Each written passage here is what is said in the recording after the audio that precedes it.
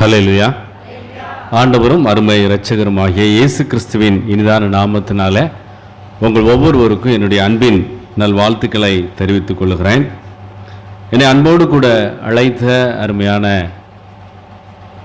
Johnson சாருக்காக மற்றும் இயேசு ஜெயம் கொடுக்கிறார் ஊழியங்களை சேர்ந்த ஒவ்வொரு தேவ பிள்ளைகளுக்காக ஆண்டவருக்கு நான் நன்றி செலுத்துகிறேன். ஒவ்வொரு மாதமும் இந்த இடத்தில் நடக்கின்ற இந்த உபவாச கூட்டத்தில் ஆண்டவர் அநேக அற்புதங்களையும் அதிசயங்களையும் செய்து கொண்டிருக்கிறார். ஹல்லேலூயா. ஒருவேளை இங்கே நம்ம ஒரு சிலர் கூடியிருந்தாலும் ஆன்லைன் மூலமாக யூடியூப் மூலமாக அநேக ஜனங்கள் இதை கண்டு ஒருவேளை முடியாதவர்கள் வீட்டிலிருந்து இதில் கலந்து கொண்டு ஆண்டவருடைய ஆசீர்வாதங்களை பெற்றுக்கொள்கிறார்கள். அதற்கு உதவி செய்கிற அருமையான சகோதரன் சிவபெருமாள் அவர்களையும் ஆண்டவர் ஆசீர்வதிப்பாராக. அருமையான சார் சொன்னது போல பைபிள் எக்ஸாமில் ஆண்கள் இந்த வருஷம் சிங்கங்களை போல நல்ல ஆன்சர் பண்ணீங்க. ஒரே ஒரு கேள்வி, அடுத்த மாதம் எந்த பகுதி, எதுலேருந்து எது வரைக்கும்? 1லிருந்து 22 21 மறந்துடக்கூடாது. படிச்சுட்டு வாங்க, நிச்சயம் ஆண்டவர் ஆசீர்வதிப்பார். கண்களை மூடி நாம் ஜெபிக்கலாம். ஆண்டவரே, நாங்கள் உமக்கு நன்றி செலுத்துகிறோம் அப்பா. இந்த ஆசீர்வாதமான இந்த நல்ல பரிசுத்த உபவாச நாளுக்காக நாங்கள் உம்மை துதிக்கிறோம் ஆண்டவரே. உம்முடைய சமூகம் எங்களுக்கு இன்பமானது. ஜீவ மார்க்கத்தை எனக்கு தெரியப்படுத்தினீர். உமது சமூகத்தில் பரிபூரண ஆனந்தமும் உமது வலது பார்சத்தில் நித்திய பேரின்பமும் உண்டு என்று தாவீது சொன்னது போல உம்முடைய சமூகமே எங்களுக்கு தஞ்சம் ஆண்டவரே. உம்முடைய பிரசன்னத்தினால் எங்களை நிரப்புகிறதற்காக உமக்கு நன்றி செலுத்துகிறோம். காணிக்கை படைத்த அன்பு பிள்ளைகள் ஒவ்வொருவரையும் நாங்கள் ஆசீர்வதிக்கிறோம் ஆண்டவரே. ஒவ்வொருவருடைய கையின் பிரயாசங்களை எல்லாம் நூறத்தனையாய் நீங்கள் ஆசீர்வதிக்கும்படியாக நாங்கள் ஜெபிக்கிறோம் ஆண்டவரே. உமக்கு கொடுத்தவர்கள் ஒரு நாளும் சிறுமைப்பட்டு போனதில்லை. ஒவ்வொரு கரங்களையும் ஆசீர்வதித்து உயர்த்துவீராக. இப்பொழுதும் என்னை மறைத்து நீர் வெளிப்படும்படியாக உம்முடைய சமூகத்தில் நான் ஜெபிக்கின்றேன். என்னை ஒப்பு கொடுக்கிறேன், பொறுப்பேற்றுக்கொள்ளும். மீட்பர் இயேசுவின் நாமத்தில் ஜெபிக்கிறோம் நல்ல பரமபிதாவே, ஆமென். எடுத்தவர்கள் வாசிக்கலாம். யோவேல் 2ஆம் அதிகாரம் 26வது வசனம். யோவேல் 2ஆம் அதிகாரம் 26வது வசனம்.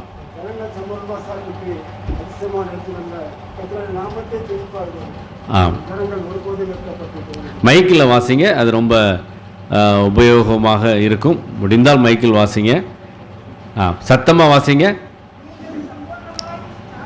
நீங்கள் சம்பூரணமாய் சாப்பிட்டு திருப்தி அடைந்து உங்களை அதிசயமாய் நடத்தி வந்த உங்கள் தேவனாகிய கர்த்தருடைய நாமத்தை துதிப்பீர்கள். என் ஜனங்கள் ஒருபோதும் வெட்கப்பட்டு போவதில்லை. அன்பு தேவனுடைய பிள்ளைகளை, நம்முடைய ஆண்டவர் எப்படிப்பட்டவர் என்று சொன்னால் திருப்தியாக நடத்துகிற ஆண்டவர். அல்லேலூயா. ஆதாமையும் ஏவாளையும் உருவாக்கின ஆண்டவர் அவங்க 2 பேருக்காக 4 நதிகளை உருவாக்கினாராம். 2 பேருக்காக 4 நதிகள். அவ்வளவு தூரம் ஆண்டவர் திருப்தியாக நடத்துகிற தெய்வம். அப்படியே நடத்தி கொண்டு வரும் பொழுது அன்பு தேவனுடைய பிள்ளைகளே, அவர் ஆசீர்வதிக்கிற தேவன் தான், திருப்தியாக நடத்துகிற தேவன் தான். ஆனால் ஏன் நம்முடைய வாழ்க்கையில் அந்த திருப்தியை பெற முடியல? இன்னைக்கு நிறையவருடைய வாழ்க்கையில் அந்த திருப்தியை காண முடியலை. எதனால் அந்த திருப்தியை காண முடியலை? அவர் உண்மையிலே எப்படிப்பட்ட ஆண்டவர் என்று சொல்லி இந்த நாளிலே பார்க்க போகிறோம். இந்த யோவேல் 2:26 வாசித்தீங்களே, அதில் நீங்கள் 1ஆம் அதிகாரத்தை நீங்கள் வாசித்து பார்க்கும் பொழுது 1ஆம் அதிகாரம் 9ஆம் வசனத்தை வாசிங்க. போஜன பலியும் பான பலியும் கர்த்தருடைய ஆலயத்தை விட்டு அற்று போயின கர்த்தரின் ஊழியக்காரராகிய ஆசாரியர்கள்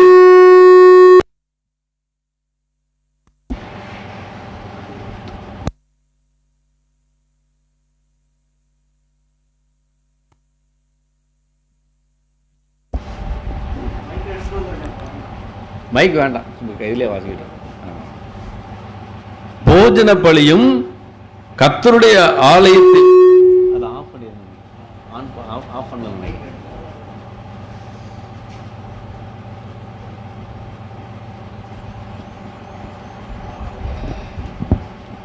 போஜன பலியும் பான பலியும் கர்த்தருடைய ஆலயத்தை விட்டு அற்று போயின. அன்பு தேவனுடைய பிள்ளைகளை, நம்முடைய ஆண்டவர் ஒழுங்கின் ஆண்டவர். சூரியனை படைத்திருக்கிறார், சந்திரனை படைத்திருக்கிறார், எல்லாவற்றுக்கும் ஒரு ஒழுங்கு வைத்திருக்கிறார். அவர் நம்மிடத்தில் ஒழுங்கை எதிர்பார்க்கிற தேவன்.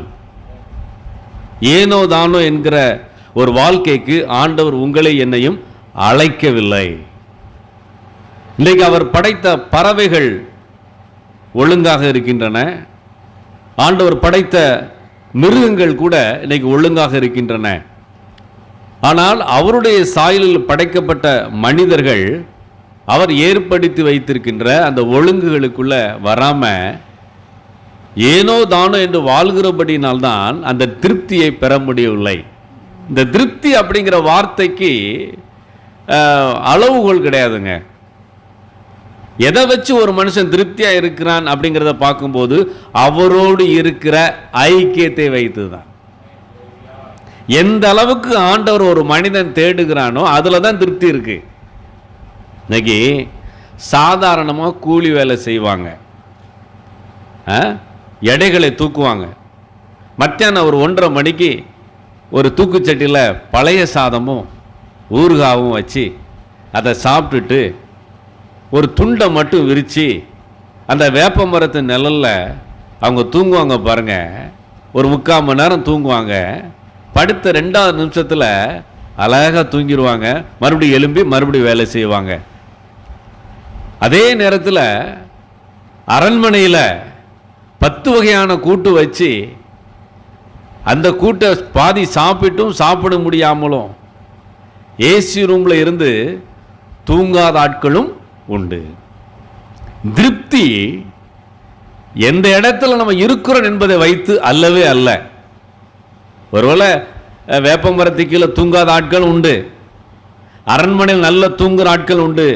ஆனால் தேவனுடைய ஒழுங்குல யார் இருக்கிறார்களோ அவர்களுக்கு அப்படிப்பட்ட ஆசீர்வாதங்களை ஆண்டவர் கொடுக்கிறார்.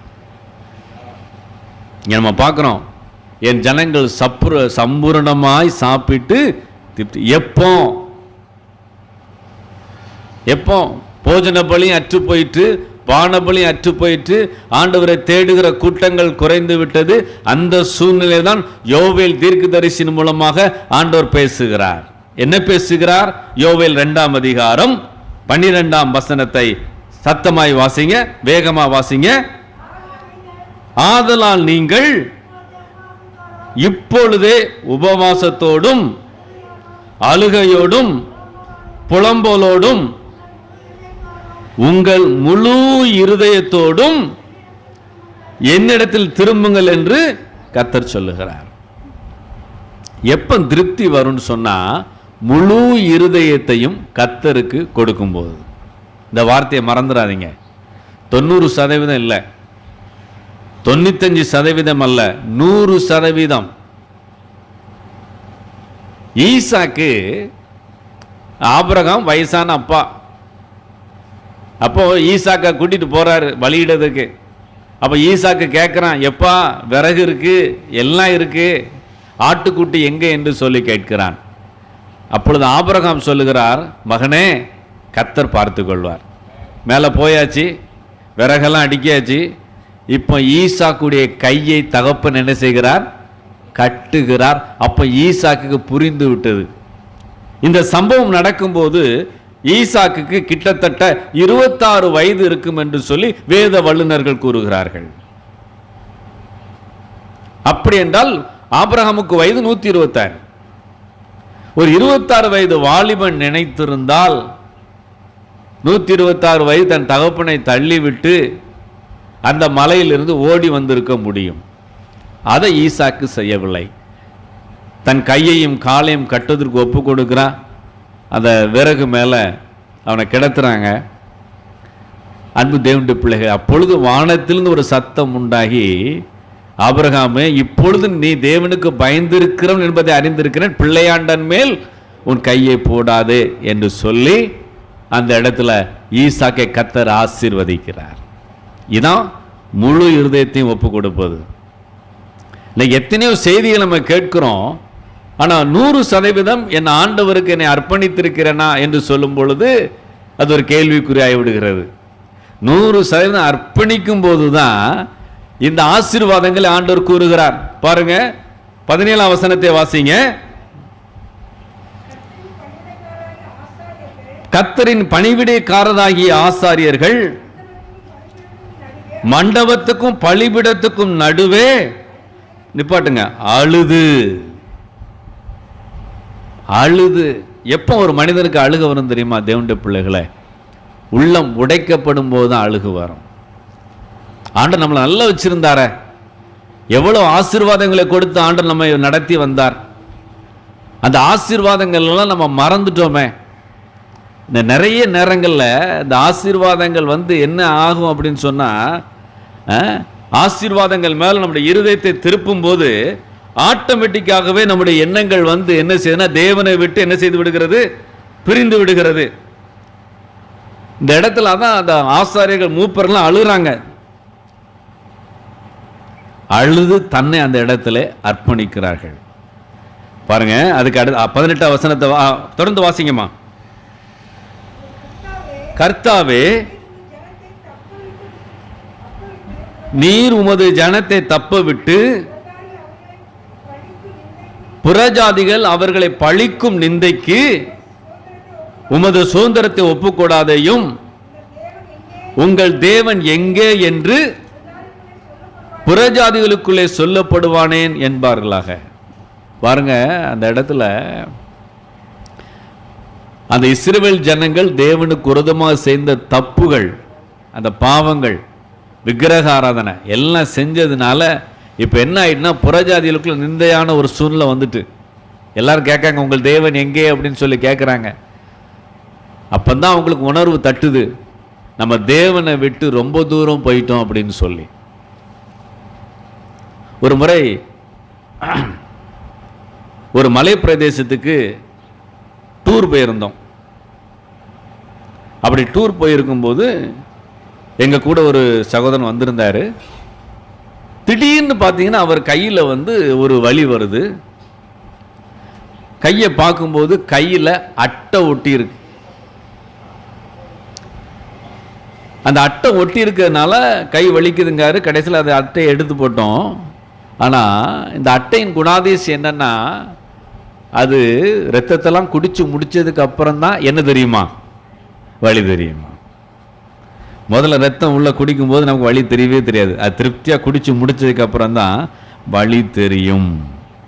அநேக நேரங்களில் தேவனை விட்டு நம்ம பிரியும் போது, அவருடைய வார்த்தைகளை விட்டு விலகும் போது, அவர் நமக்கு நியமித்திருக்கிற பாதை விட்டு விலகும் போது நமக்கு ஒன்றுமே தெரியாது.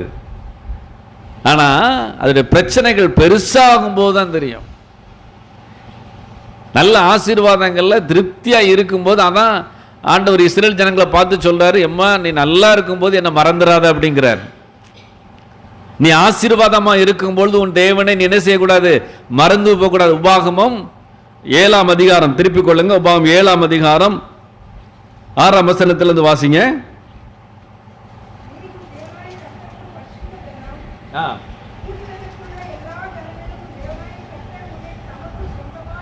6:11 வாசிங்கம்மா. 11 வாசிங்க.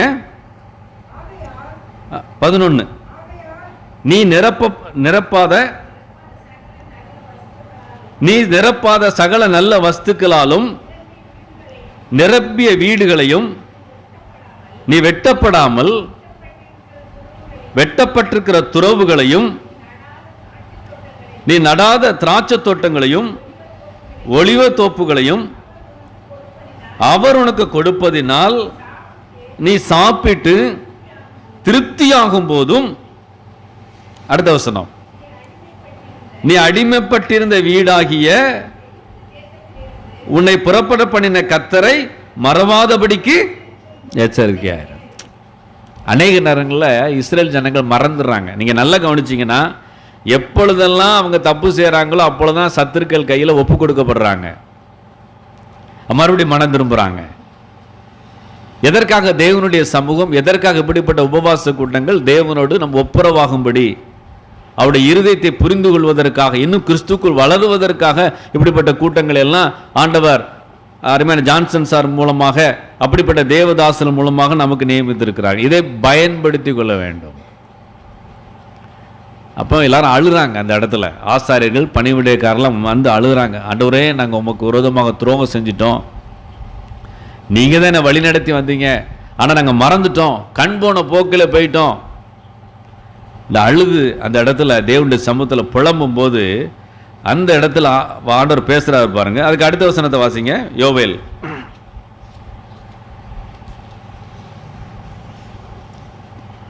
யோவேல் 2ஆம் அதிகாரம் 19ஆம் வசனத்தை வாசிங்க. 18-19. அப்பொழுது கர்த்தர்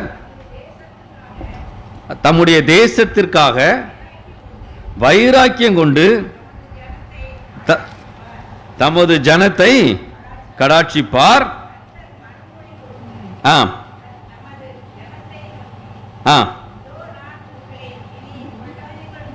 இதோ நான் உங்களை இனி புறஜாதிகளுக்குள்ளே நிந்தையாக வைக்காமல் உங்களுக்கு தானியத்தையும் திராட்சரசத்தையும் எண்ணெயையும் கொடுத்தேன், நீங்கள் அதனால் திருப்தியாவீர்கள். ஒப்பு கொடுக்கப்படும் போது ஆண்டவர் அந்த இடத்துல மறுபடியும் என்ன செய்கிறார்? ஆசீர்வதிக்கிறார்.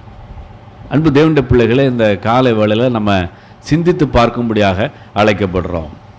தேவனுடைய சமூகத்தில் திருப்தியாய் நடத்துகிற தேவன். எந்த இடத்துல நான் ஆண்டவர் விட்டு விலகி இருக்கிறேன்? நல்லா கவனிங்க. இப்போ உலகம் எப்படி இருக்குன்னு சொன்னால், ஒரு நிமிஷம் கூட நீங்கள் அவர்கிட்ட இருந்து உங்கள் கண்ணை திருப்பிட்டீங்கன்னா பெரிய பாதாளத்துக்குள்ளே போயிடுவோம். ஒரு செகண்ட் கூட நம்முடைய கண்களை அவரை விட்டு நம்ம என்ன செய்யக்கூடாது? திருப்பக்கூடாது. அவரை பிடிச்சிட்டே போயிடணும். அவர் கொடுத்த வசனத்தின்படியே போயிடணும். விமானம் போகுது பார்த்தீங்களா? விமானம் மேலே பறக்கும்போது ஒரு சின்ன நூல் கோணம் திரும்பிட்டுனா வேற நாட்டுக்கு போயிடுமா? ஒரு சீரியல் தானே நம்ம உட்கார்ந்து பார்க்கலாமே, கொஞ்ச நேரம் தானே நண்பனோட பேசிட்டு இருக்கலாமே. ஆண்டவர் எச்சரிப்பார் பாருங்க. பழைய ஏற்பாட்டில் வாஸ்து பார்க்கும்போது, உடன்படிக்கை பண்ணாத ஆட்கள் கூட நீ சாப்பிடாத, புறஜாதிகளுக்குள்ள நீ ஞானமா நட அப்படின்னு கொடுத்துருப்பார். ஏன்னு சொன்னா அந்த பழக்க வழக்கங்கள் எல்லாம் உள்ள என்ன செஞ்சிருது? வந்துடும். நீ எச்சரிக்கையா இருக்கிறார். ஆனால் அர்ப்பணிக்கும் போதுதான் ஆண்டவர் இந்த வார்த்தையை சொல்லுகிறார், என் ஜனங்கள் சம்பூர்ணமாய் சாப்பிட்டு திருப்தி அடைவார்கள், வெட்டி கிளிகளும் பச்சை புழுக்களும் பச்சை கிளிகளும் முசுக்கட்டை பூச்சிகளும் பச்சித்த வருஷத்தின் பலனை நான் திரும்ப அவர்களுக்கு கொடுப்பேன் என்று ஆண்டவர் சொல்லுகிறார். இந்த உபவாச நாளில் அவருடைய சமூகத்தில் வந்திருக்கிற அன்பு தேவனுடைய பிள்ளையே, இந்த சத்தத்தை கேட்கிற அன்பு மகளே மகனே, இன்றைக்கு நம்முடைய முழு இருதயத்தையும் அவருக்கு ஒப்பு கொடுத்தோன்னு சொன்னா, கடந்த வருஷங்கள்ல எதையெல்லாம் நீங்க இழந்தீர்களோ எல்லாவற்றையும் கர்த்தர் மறுபடியும் உங்களுக்கு திரும்ப கொடுத்து உங்களை ஆசீர்வதிக்கிற தேவனாக இருக்கிறார். அவர் திருப்தியாய் நடத்துகிற தேவன். ஆனா அவர் வச்ச பாதையில் நம்ம இருக்கணும். அவர் நமக்கு என்ன சொன்னாரோ அதை கேட்கணும். எந்த இடத்துல நீ நிக்கன்னு ஆண்டவர் சொல்றாரோ அந்த இடத்துல நிற்கும் போது அவர் ஆசீர்வதிக்கிற தேவனாக இருக்கிறார். நம்ம இஷ்டத்துக்கு போனோம்னா, ஆமா, அவர் சொல்ற இடத்துக்கு போனோம். அப்போ அவர் சத்தத்தை கவனமா என்ன செய்யணும்? கேட்கணும். அவரோடு இருக்கக்கூடிய ஐக்கியம் தான் நிற்கும். உலக ஐக்கியம் போயிடும். எந்த மனுஷனை நம்பி பிரயோஜனம் கிடையாது. அவர் ஒருவரே நம்மை நடத்துகிற தேவன், அவர் ஒருவரே நம்மை ஆசீர்வதிக்கிற தேவன். எப்போ பரிசுத்தமா இருக்கணும், எப்போ உண்மையா இருக்கணும் தெரியுமா? சில பேர் பாருங்க, கஷ்டப்படும் போது ஆண்டவரை நல்லா தேடுவாங்க. கொஞ்சம் வசதி வாய்ப்புகள் வந்துட்டுனா போதும், என்ன ஆயிரும்? பழைய குருடி. வசதி வாய்ப்புகள் வரும்போதும் அந்த தாழ்மை இருக்கணும். வசதி வாய்ப்புகள் வரும்போதும் அந்த பக்தி இருக்கணும். ஓசியா 13ஆம் அதிகாரம் 6ஆம் வசனத்தை எடுத்தவர்கள் சத்தமாய் வாசிக்கலாம். ஓசியா 13ஆம் அதிகாரம் 6ஆம் வசனம். தங்களுக்கு இருந்த மேய்ச்சலினால் திருப்தியானார்கள். திருப்தியான பின்பு அவர்கள் இருதயம் மேட்டிமையாயிற்று, அதனால் என்னை மறந்தார்கள். எனக்கு யோசேப்பை ரொம்ப பிடிக்கும். ஏன் தெரியுமா யோசேப்பு ரொம்ப பிடிக்கும்? அவன் அடிமையாக இருக்கும் போதும் கர்த்தருக்கு உண்மையாக இருக்கிறான். எகிப்து தேசத்தில் அடிமைத்தனத்தில் இருக்கிறான். அப்போ ஒரு பெரிய பாவம் அவனை தேடி வருகிறது. அப்ப சொல்லுகிறான், என் தேவனுக்கு விரோதமாக இவ்வளவு பெரிய பொல்லாங்கை செய்வது எப்படி அப்படின்னு சொல்லி உண்மையா இருக்கிறான். அவனை ஆண்டவர் உயர்த்துகிறார். எகிப்துல ஒரு மிகப்பெரிய ராஜாவுக்கு அடுத்த ஸ்தானத்துக்கு வர்றான். அப்படி வரும்போது அவன் என்ன தப்புனாலும் பண்ணலாம். ஆனா அப்பொழுதும் ஆண்டவருக்கு உண்மையாக இருக்கிறான். அந்த நிமிஷத்திலும் ஆண்டவருக்கு உண்மையாக இருக்கிறான். தேவனுடைய பிள்ளைகளே, அதுதான் ஆண்டவருக்கு பிரியம். இங்க பாருங்க, தங்களுக்கு இருந்த மேய்ச்சலினாலே திருப்தியானார்கள். திருப்தியான பின்பு அவர்கள் இருதயம், உலக மனுஷனே பாடுறாங்க, பதவி வரும்போது என்ன வரணுமா? பதவி வரும்போது பணிவு வர வேண்டும் உலக மனுஷன் பாடுறான். நம்ம ஆண்டவருடைய பிள்ளைகள் நம்மளை கர்த்தர் உயர்த்த உயர்த்த உயர்த்த உயர்த்த நம்ம எந்த இடத்துல இருந்து தூக்கி எடுத்தாரோ, எந்த சேச்சிலிருந்து தூக்கி எடுத்தாரோ அதை மறந்து போக கூடாது. அதை மறந்து போட ஒவ்வொரு உணவும் உண்ணும் போதும் சோமாலியாங்கிற நாட்டை நினைக்கணும். சோமாலியாங்கிற நாட்டில் சாப்பாடு கூட கிடையாது.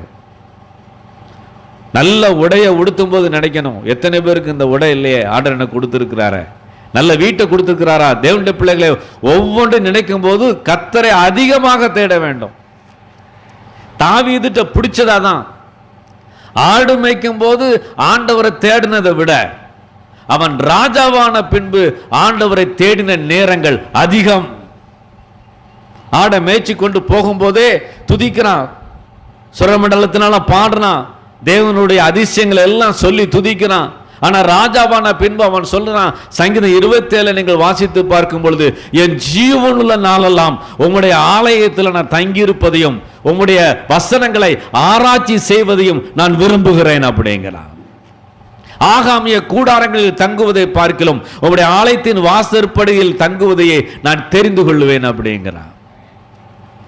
ஆனா இன்னைக்கு ராஜாவானதுக்கு அப்புறம் நம்ம என்ன சொல்றோம்? வேதத்தை தியானிக்க என்ன இல்லை, நேரம் இல்லை. ஜெபம் பண்ணதுக்கு நேரம் இல்லை. கேலண்டரை பார்த்து வசனத்தை பார்த்துட்டு போறோம், எல்லாத்துக்கும் நேரம் இருக்கு, தேவனோடு பேசுவதற்கு நேரம் இல்லை. இது வெட்கக்கேடு. நம்ம என்ன அழகா உருவாக்கி இருக்கிறார் பாருங்க, தேவனுடைய பிள்ளைகளை என்ன அழகா உருவாக்கி இருக்கிறாரு. எந்த குறைவும் இல்லாம நம்ம நல்ல ஆண்டவர் உருவாக்கி இருக்கிறார். பார்ப்பதற்கு கண்களை கொடுத்திருக்கிறார். இன்னைக்கு எவ்வளவுதான் டெக்னாலஜி வந்தாலும் அவர் படைத்த படைப்புக்கு ஈடாகாது. நம்ம அழகா கரங்களை உருவாக்கி இருக்கிறார். இதுக்கே அவருக்கு நன்றி செலுத்தலாம், கோடான கோடி நன்றி செலுத்தலாம். தேவனுடைய பிள்ளைகளை திருப்தியாய் நடத்துகிற தேவன். ஆனா அவர் திருப்தியாய் நடத்தின பின்பு மேட்டுமையாகி அவரை மறந்துட்டோமா, இன்னைக்கு ஒப்பு கொடுப்போம். சில பேர் பாருங்க, ஆண்டவர் ஆசீர்வதிக்கும் போது நல்லா இருப்பாங்க, ஆனா நாள்பட ஒரு பெரிய கேப் ஆயிரும். இல்லை தேவனுடைய பிள்ளைகளே, என்னை கர்த்தர் உயர்த்த உயர்த்த இன்னும் அவருக்கு நான் என்ன செய்வேன், காத்திருப்பேன். ஓசியா 4:10 வாசிங்க. ஓசியா 4ஆம் அதிகாரம் 10ஆம் வசனம்.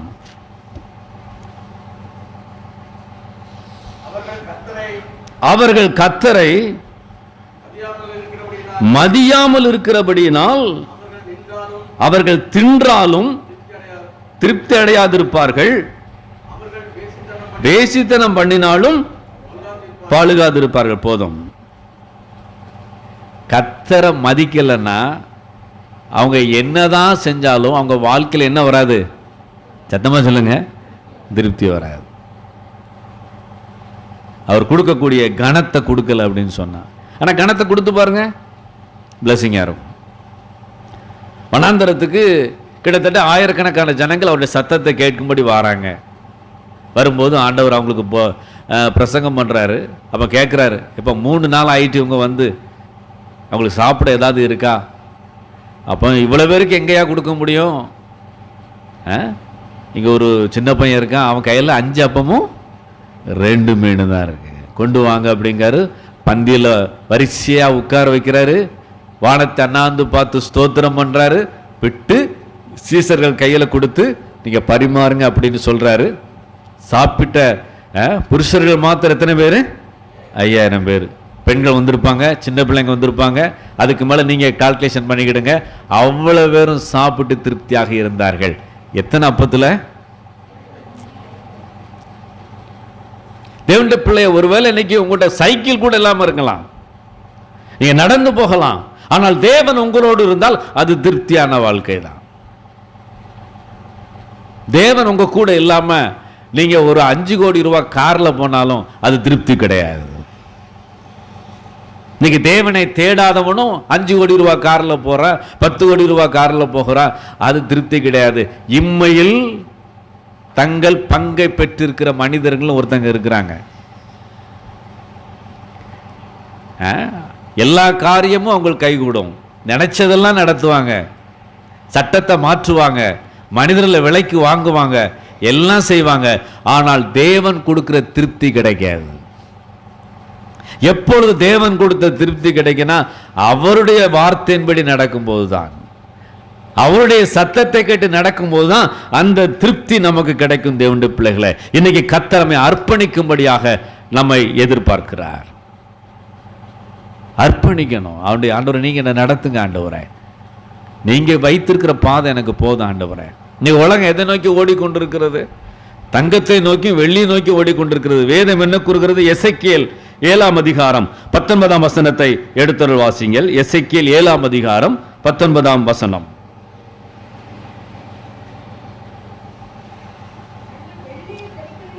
தங்கள் வெள்ளியை தெருக்களில் எரிந்து விடுவார்கள், அவர்களுடைய பொன் வேண்டா வெறுப்பாய் இருக்கும். கர்த்தருடைய சினத்தின் நாளிலே அவர்கள் வெள்ளியும் அவர்கள் பொன்னும் அவர்களை விடுவிக்க மாட்டாது. அவர்கள் அதனால் தங்கள் ஆத்துமாக்களை திருப்தியாக்குவதும் இல்லை, தங்கள் வயிறுகளை நிரப்புவதும் இல்லை. அவர்கள் அக்கிரமே அவர்களுக்கு இடரலா இருந்தது. வெள்ளியெல்லாம் தூக்கி வீசிடுவாங்களாம். ஆப்பிள் என்று சொல்லக்கூடிய கம்பெனியுடைய ஓனர், அவர் பேரு ஜோப், அவர் பேர். இவர் வெளிநாட்டு கம்பெனி பெரிய ஓனர், மில்லியனா பணம் சம்பாதித்தவர். வயிறு வலிக்கு டாக்டர்கிட்ட போறார். டாக்டர் செக் பண்ணிட்டு சொல்றாரு, உங்களுடைய கல்லீரல் முழுவதுமாக பாதிக்கப்பட்டிருக்கிறது.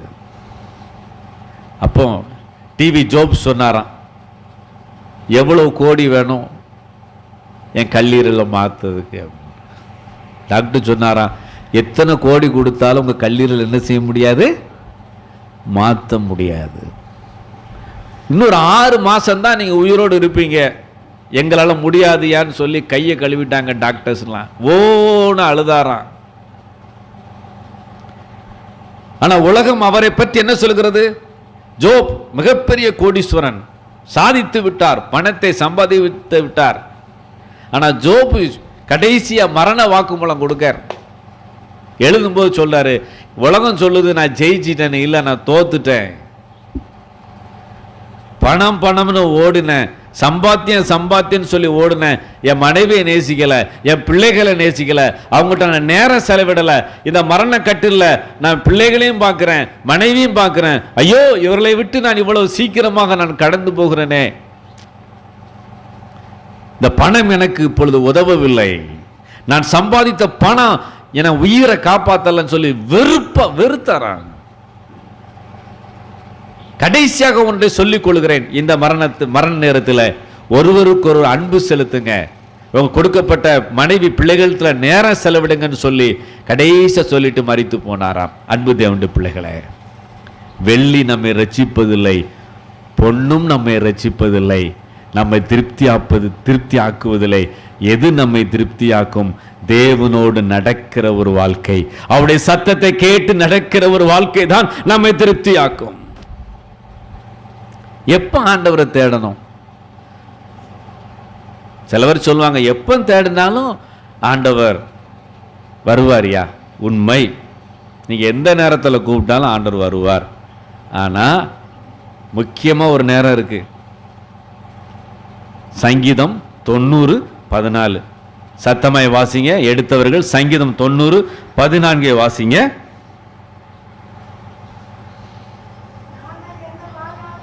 நாங்கள் எங்கள் வாழ்நாளெல்லாம் களி கூர்ந்து மகிழும்படி காலையிலே எங்களை உமது கிருபையினால் திருப்தியாக்கும். எல்லாரும் சேர்ந்து ஒரு முறை வாசிக்க பார்ப்போம். நாங்கள்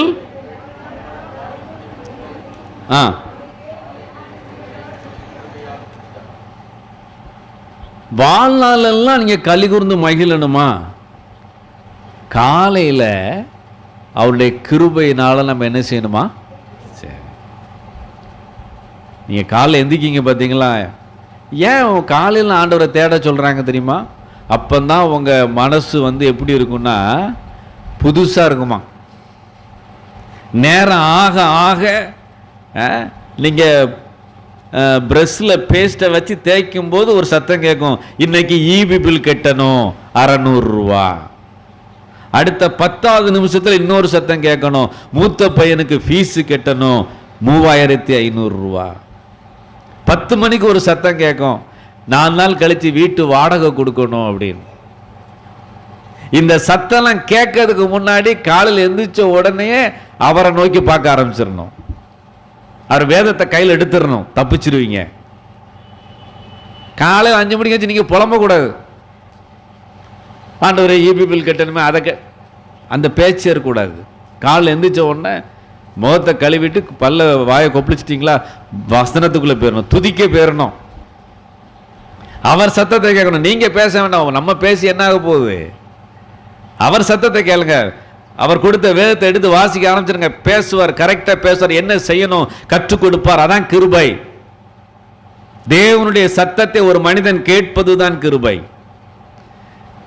நீ காலையில புலம்ப கூடாது. அவருடைய சமூகத்தில் போய் நீங்க பேசுங்கப்பா, நான் கேட்கிறேன், நான் பேசி ஒன்றும் ஆக போறது இல்லை, நான் பேசிய வாய் வலிக்குது தவிர எனக்கு ஒன்றும் தெரியல, நீங்க என்ன நடத்துங்கப்பா. அதிகாலை சமூகத்தில் வந்தீங்கன்னா உங்களுடைய ஆவி ஆத்மா சரீரத்தை அவர் வசனம் ஆட்கொண்டு விடும். அவர் உங்களை டேக் ஓவர் பண்ணிடுறார். காலையில் 5 மணிக்கு 4 மணிக்கு எழும்பும் போது அப்ப என்ன நடக்குன்னா, அந்த கிருபை ஒவ்வொரு நாளும் நீங்க அப்ப காத்திருக்கும் போது அந்த நாளுக்குள்ள கிருபைகளை ஆண்டவர் உங்களுக்கு கொடுத்து, இன்னைக்கு மகனை நீ என்ன செய்யணும், யாரை பார்க்கணும், அவர் நம்மை நடத்துகிற தேவனாக அவர் இருக்கிறார். ஹல்லேலூயா. திருப்தியாக நடத்துகிற தேவன், பாதி வழியில உங்களை விட்டுட்டு போகிற தேவன் அல்ல. ஒருவர் நீங்க கையை உதறிடலாம், அவர் ஒரு நாளும் கையை உதற மாட்டார். இதை புரிந்து கொள்ளுங்க. அப்ப அவர் தண்டிக்கிறாரா? அவர் தண்டிக்கிற தேவன் அல்ல. அப்ப யார் தண்டிக்கிறா? எரேமியா, திருப்பிக் கொள்ளுங்கள். எரேமியா 2ஆம் அதிகாரம் 19ஆம் வசனத்தை வாசிங்க. எரேமியா 2ஆம் அதிகாரம்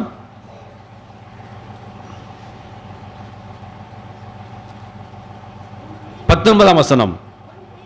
உன் தீமை உன்னை தண்டிக்கும், உன் மாறுபாடுகள் உன்னை கண்டிக்கும், நீ உன் தேவனாகிய கர்த்தரை விடுகிறதும் என்னை பற்றும் பயம் உன்னிடத்தில் இல்லாமல் இருக்கிறதும் எத்தனை பொல்லாப்பும் கசப்புமான காரியம் என்று உணர்ந்து கொள் என்று சேனைகளின் கர்த்தராகிய ஆண்டவர் சொல்லுகிறார். இன்னைக்கு நம்ம மூளையை வச்சு இப்படி வந்துடலாம் அப்படி வந்துடலாம். அதாங்க அதுக்கு முந்தின வசனத்தை பாருங்க. அதுக்கு முந்தின வசனம் ஆண்டவர் சொல்றாரு, இப்போதும் சீகோரின் தண்ணீரை குடிப்பதற்கு எகிப்துக்கு போகிறதுனால் உனக்கு பிரயோஜனம் என்ன?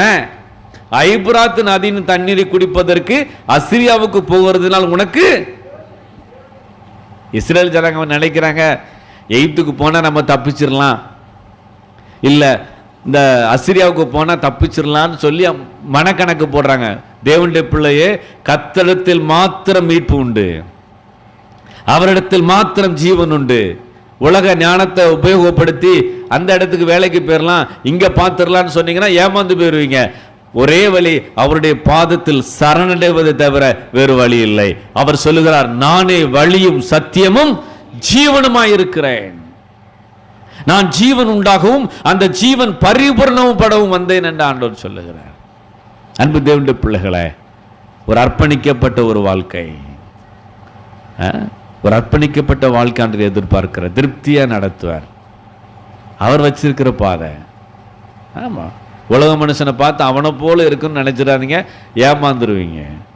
அதான் ஆண்டவர் சொல்றார் எபிரேயர் 12:1 பார்க்கும் பொழுது, மேகம் போன்ற இத்தனை திரளான சாட்சிகள் நம்மை சூழ்ந்து நிற்க, பாரமான யாவற்றையும் நம்மை சுற்றி நெருங்கி நிற்கிற பாவங்களையும் உதறி தள்ளிவிட்டு விசுவாசத்தை துவக்கிறவரும் முடிக்கிறதுமாகிய கிறிஸ்துவையே நோக்கி நமக்கு கொடுக்கப்பட்டிருக்கிற, உங்களுக்கு என்ன ஓட்டம் கொடுத்திருக்கிறாரோ அந்த ஓட்டத்தில் பொறுமையா ஓடணும். அந்த ஆளை பார்த்து ஓடனேன், இந்த ஆளை பார்த்து ஓடனேன் இல்லை, எனக்கு ஒரு ஓட்டம் வச்சிருக்கிறாரியா, இந்த ஓட்டத்தில் நான் பொறுமையா ஓடுவேன். அதான் திருப்தி நிறைந்த வாழ்க்கை. திருப்தி நிறைந்த, எனக்கு இந்த ஒரு ஓட்டம் வச்சிருக்கிறாருப்பா, என் தேவன் எனக்கு நல்லவர், அவர் அழகா நடத்துவார்னு சொல்லி தேவனுடைய பிள்ளைய உங்களுக்கு ஓட்டம், உங்களுக்கு வச்சிருக்கிற ஓட்டத்தில் நீங்க ஓடுங்க, அது திருப்தியாக இருக்கும். தேவனுடைய பிள்ளைகளை ஆண்டவரை உயர்த்தும் போது அவர் கொடுக்கக்கூடிய கனத்தையும் அவர் கொடுக்கக்கூடிய மரியாதையை நம்ம என்ன செய்ய வேண்டும்? கொடுக்க வேண்டும். அப்படி கொடுக்கும்போது என்ன நடக்குது? எரேமியா 50:19 வாசிங்க. எரேமியா 50:19.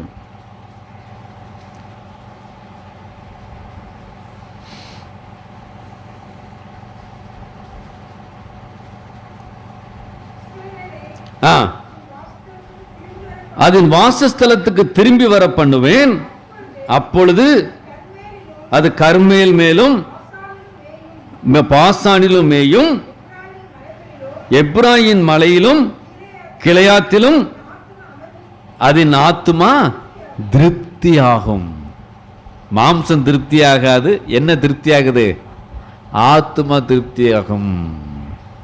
ஒரு மனுஷனுக்கு மாம்சம் ஒரு காலம் திருப்தி ஆகாது. மாம்சம் இன்னும் கேட்டுக்கிட்டே தான் இருக்கும், கேட்டுக்கிட்டே தான் இருக்கும். மாம்சம் ஒரு காலம், பக்கத்தில் கரங்களை பிடிச்சி சொல்லுங்க, மாம்சம் ஒரு நாளும் திருப்தி ஆகாது.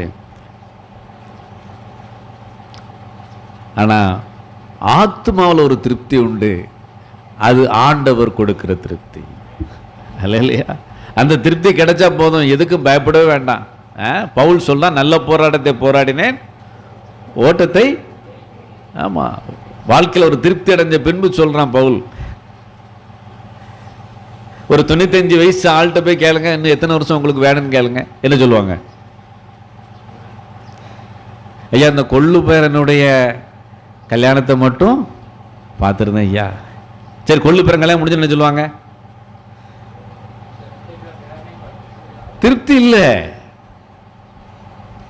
அன்பு தேவனுடைய பிள்ளைகளே, ஒரு மனுஷனுடைய ஆத்மா திருப்தி ஆகும் போது அவன் இந்த மாம்சத்தை பற்றி மற்ற விஷயங்களை பற்றி அவன் என்ன செய்ய மாட்டான்? கவலைப்படவே மாட்டான். அவர் என்ன மூடி, டிஎல் மூடி, ஒரு பெரிய பிரசங்கர், அவர் சொல்ல பாருங்க, நாளைக்கு எனக்கு விண்ணகத்திலே முடிசூட்டும் நாள் அப்படின்னார். நாளைக்கு இந்த பூமி விட்டு கடந்து போகிற முந்து நாள் சொல்றார், நாளைக்கு இந்த பூமி விட்டு கடந்து போக போறேன், விண்ணகத்தில் எனக்கு என்ன சுட்ட போறாங்க? முடி சுட்ட போறாங்க. அந்த தைரியம் எப்படி வந்தது? அவருடைய ஆத்மாவில் ஆண்டவர் கொடுத்த ஒரு திருப்தி. எனக்கு திருப்தி நிறைந்த வாழ்க்கையை தாங்க ஆண்டவரே, அதை கேளுங்க. மாம்சத்துள்ள திருப்தி அல்ல, உம்மோடு நடக்கும் போது ஆண்டவரே நீங்க வச்சிருக்கிற திருப்தி அப்பா, அதை எனக்கு நீங்க தாங்க ஆண்டவரேன்னு கேட்கும்போது அழகாய் திருப்தியாய் அவர் நடத்துகிற தேவனாக அவர் இருக்கிறார். நீதிமொழிகள் 19:23 வாசிக்கலாம். நீதிமொழிகள் 19ஆம் அதிகாரம் 23வது வசனம்.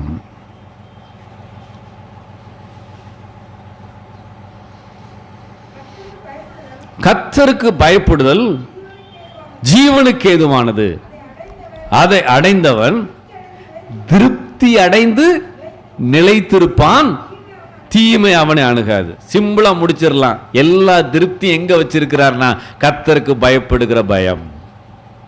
ஒரு விஷயத்தை செய்யறதுக்கு முன்னாடி யோசிங்க, அவர் சமூகத்தில் போய் காத்துருங்க. இது என் தேவனுக்கு பிரியமா, இது தேவனுக்கு பிரியம் இல்லையா? அவருக்கு பயந்து விலகு. கர்த்தருக்கு பயந்து தீமையை விட்டு விலகுன்னு ஆண்டவர் சொல்றாரு. தீமை விட்டு விலகுவதே கர்த்தருக்கு பயப்படுகிற பயம். அப்ப அவருக்கு பயப்படுகிற ஒரு வாழ்க்கை.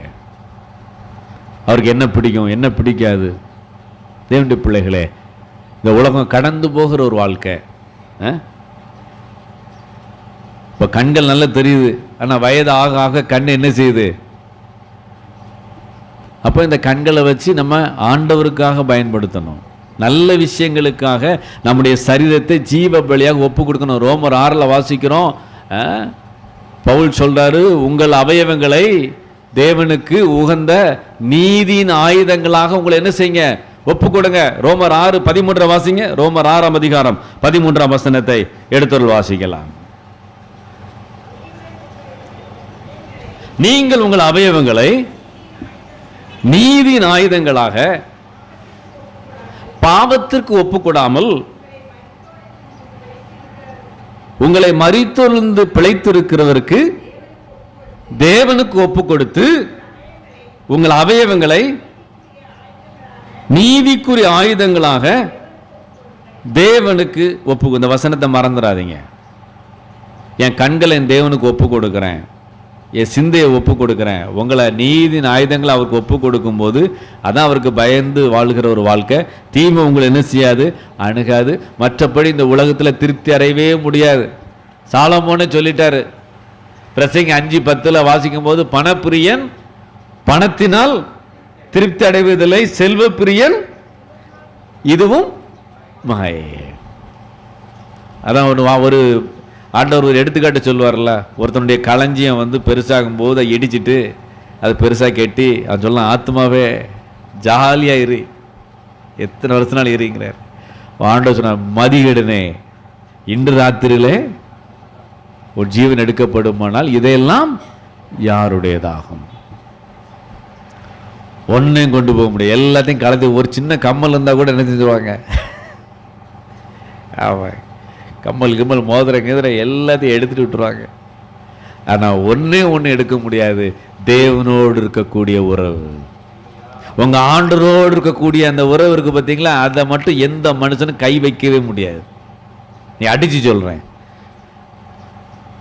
அதான் நித்தியமானது, அதான் நிரந்தரமானது. அதில் தான் நம்ம திருப்தி ஆகணும், அதில் இன்னும் வளரணும், தேவனை அறிகிற அறிவில் வளரணும், பரிபூரணத்தை நோக்கி போகணும். முதல்ல சாமுவேல் சின்ன பையனா இருக்கும்போது தேவனுடைய சத்தத்தை கேட்க முடியல, ஏலி ஹெல்ப் பண்றாரு. அடுத்தால சத்தம் வந்தா சொல்லுப்பா, கர்த்தாவே சொல்லும், அடியன் கேட்கிறேன். எப்பவும் ஏலி ஹெல்ப் பண்ணிக்கிட்டே இருக்கல. ஒரு குறிப்பிட்ட நேரம் வரும்பொழுது கர்த்தருடைய சத்தத்தை கேட்கிறவரை திறனை பெறான், தீர்க்கதரிசியாக மாறுகிறான், ஜனங்களை வழிநடத்தக்கூடிய ஒரு பெரிய ஒரு அதிபதியாக சாமுவேல் தீர்க்கதரிசியை கர்த்தர் வைத்திருக்கிறார். நீங்க சொல்லணும், நான் எப்போதும் போல ஒரு ஆளான இருக்க வரல ஆண்டவரே, ஒவ்வொரு ஸ்டெப்பும் நான் நெருங்கணும் ஆண்டவரே. அதான் கிறிஸ்தவ வாழ்க்கை. எப்போது வேதத்தை சும்மா தூக்கிட்டு 2 பாட்டையும் பாடிட்டு சும்மா பைபிளை வாசிட்டு இருக்கிறதுல பிரயோஜனம் கிடையாது. ஒரு மரத்தை வச்சு அந்த மரம் என்ன செய்யுது? வளர்ந்து கனி கொடுக்கு. நானும் உமக்கு வளர்ந்து கனி கொடுக்கணும் ஆண்டவரே.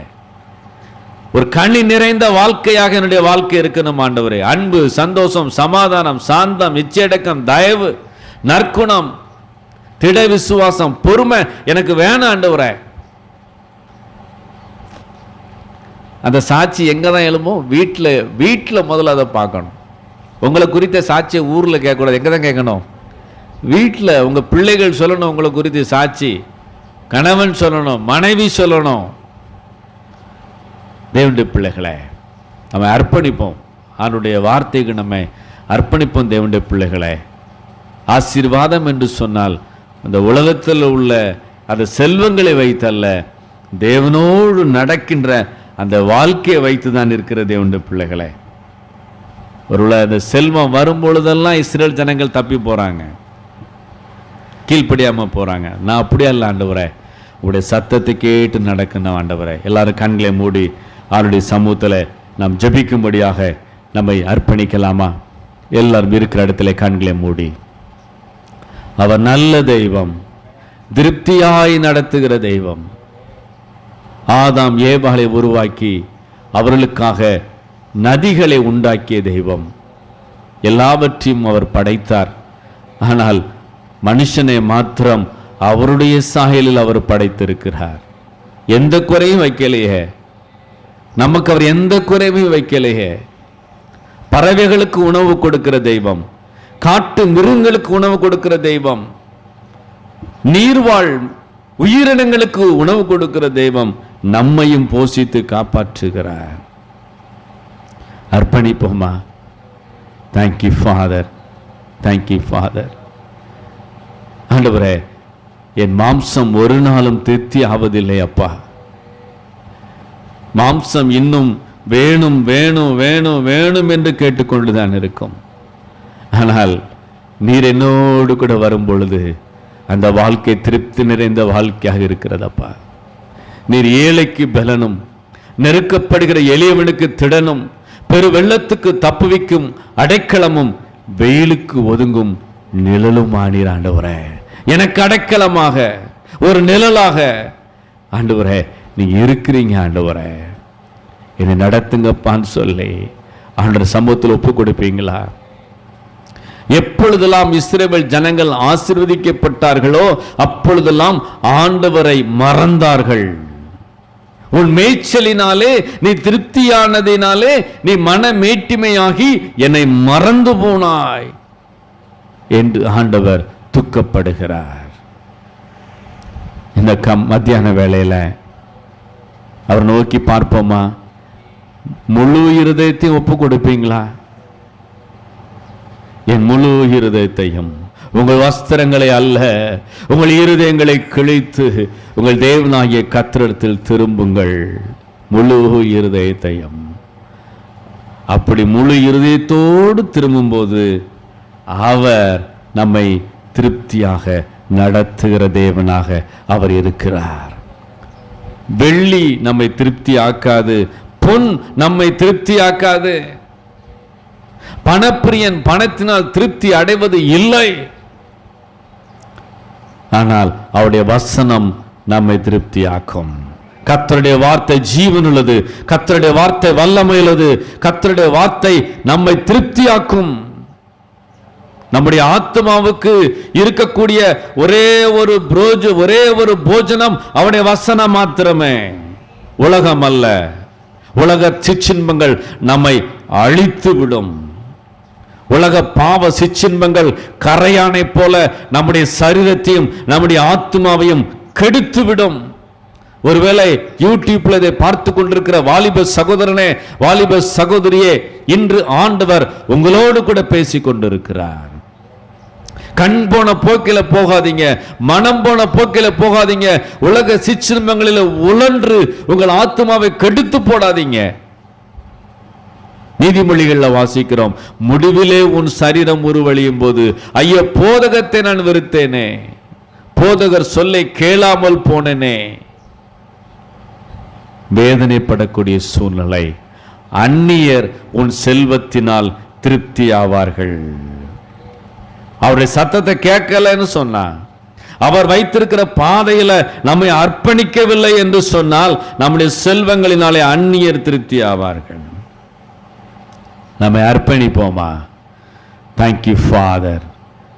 அதிகாலைய உமக்கு ஒப்பு கொடுக்கிற ஆண்டவரே, அத முதல் நேரத்தை நான் தூங்கி எழுந்து இரவெல்லாம் தூங்கினப்பா, காலையில் நீங்க எனக்கு ஜீவனை கொடுத்ததுனால நான் எழும்பி உட்கார்ந்து இருக்கிறேன் ஐயா. எத்தனை பேர் இரவுல படுத்தவங்க காலையில எழுந்திருக்கலையா? அவங்க நினைச்சிருப்பாங்க சூரியனை பார்க்கலான்னு. எத்தனை பேர் பார்க்க முடியாம உலகத்தை கடந்து போனவர் உண்டு. எனக்கு ஜீவனை கொடுத்து இன்னொரு நாளை கூட்டி கொடுத்திருக்கீங்களே, இந்த முதல் நேரத்தை உங்களுக்கு கொடுக்கிறேன். இந்த ஃப்ரெஷ் மைண்டை உமக்கு கொடுக்கிறேன். என்னை ஆட்கொள்ளுங்க, என்னை நிரப்புங்க. உங்களுடைய வசனத்தினால, உங்களுடைய ஆவியினால, உங்களுடைய வல்லமையினால இந்த அதிகாலை வேளையில நிரப்பி இந்த நாள் முழுவதும் என்னை நீங்க நடத்துங்க ஆண்டவரே. உலகத்துல எத்தனையோ பாவ கன்னிகள் என்னை சுற்றி இருக்கிறது. எந்த பாவத்தில் விழ வைக்கலாம் என்று சொல்லி என்னை சுற்றிலும் மனிதர் கூட்டங்கள் சுற்றி இருக்கிறது. எந்த வழியிலும் நான் சிக்கி விடாதபடி அதிகாலையில உம்மிடத்தில் நான் சரணடைகிறேன் ஆண்டவரே, சரணடைகிறேன் ஆண்டவரே. நீங்க கொடுக்கிற திருப்தி எனக்கு போதும் ஐயா, நீங்க நடத்துகிற பாதை எனக்கு போதும் ஐயா. எனக்கு நியமித்திருக்கிற ஓட்டத்துல என்னை ஓட நான் அர்ப்பணிக்கிறேன் ஆண்டவரே. Glory Jesus, glory Jesus. உங்களுடைய பிரசன்னத்தினால இந்த ஸ்தலத்தை நீங்க நிரப்புறீங்க ஆண்டவரே. அன்பு பிள்ளைகள் ஒவ்வொரு மேலையும் உங்களுடைய பிரசன்னத்தால் நிரப்புறீங்க, உங்களுடைய அபிஷேகத்தால் நிரப்புறீங்க. இது ஒரு விடுதலை நாளாக, கட்டுகள் உடைக்கப்படுகிற நாளாக நீங்க வைத்திருக்கிறதற்காக உமக்கு நன்றி செலுத்துகிற ஆண்டவரே. வந்திருக்கிற ஒவ்வொரு பிள்ளைகளுக்குள்ளாக உங்களுடைய வசனத்தின் வல்லமை பாய்ந்து செல்வதாக, ஒவ்வொருடைய இருதயத்தையும் இப்பொழுது நீ நிரப்புவீராக. எல்லா சிற்றின்ப எண்ணங்களும் இயேசு கிறிஸ்துவின் நாமத்தில் விலகுவதாக. Glory Jesus, glory Jesus. Thank you Father, thank you Father, thank you Father. Glory. ஓடுகிறேன் நான் ஓடுகிறேன், என் நேசருக்காய் நான் ஓடுகிறேன். ஓடுகிறேன் நான் ஓடுகிறேன், என் நேசருக்காய் நான் ஓடுகிறேன். எனக்காக அப்பா நியமித்த இந்த பாதையிலே நான் ஓடுகிறேன். எனக்காக அப்பா நியமித்த இந்த பாதையிலே நான் ஓடுகிறேன். அப்பா உமக்கு நன்றி செலுத்துகிறோம். ஒவ்வொரு குடும்பங்களையும் ஆசீர்வதிக்கிறோம் ஆண்டவரே. தகப்பனே, காண ஒரு கல்யாண வீட்டுல தகப்பனே கடைசி வரைக்கும் ருசி மிகுந்த ரசத்தை வச்சிருந்தீங்கப்பா, திருப்தியா கொடுத்தீங்க ஆண்டவரே. அன்பு பிள்ளைகளையும் அப்படி திருப்தியாய் நடத்துங்க. நீங்க வச்சிருக்கிற ரசம் ருசி மிகுந்த ரசம் ஆண்டவரே, அதை கொடுத்து ஆசீர்வதிக்கும்படியாக ஜெபிக்கிறோம். அருமையான ஜான்சன் சாரை நாங்கள் ஆசீர்வதிக்கிறோம். ஒரு நல்ல தகப்பனை எங்களுக்கு நீங்க கொடுத்ததற்காக உமக்கு நன்றி. ஒரு தாகமுள்ள, ஒரு பாரமுள்ள ஒரு தகப்பனை இந்த பகுதியில் நீங்க கொடுத்ததற்காக உமக்கு நன்றி. அவர்கள் தகப்பனை இந்த சூழ்நிலை திட இருதயமாக இருந்து தனக்கு கொடுக்கப்பட்டிருக்கிற பலத்துல உங்களுடைய ஊழியத்தை தைரியமாய் செய்யறாங்க ஆண்டவரே, சந்தோஷமாய் செய்யறாங்க. அவர்கள் நாங்கள் ஆசீர்வதிக்கிறோம் ஆண்டவரே. அவர்கள் இருதயத்தில் நீங்க வைத்திருக்கிற திட்டங்கள் எல்லாவற்றையும் நீங்க வாய்க்க பண்ணும்படியாக நாங்கள் ஜெபிக்கிறோம். இது நாளில் எங்களை அர்ப்பணிக்கிறோம் ஆண்டவரே. நீங்க எங்களை ஆட்கொண்டு நடத்துங்க. உங்களுடைய நாமம் மகிமைப்படட்டும். மீட்பர் இயேசுவின் நாமத்தில் பிதாவே, ஆமென், ஆமென், ஆமென்.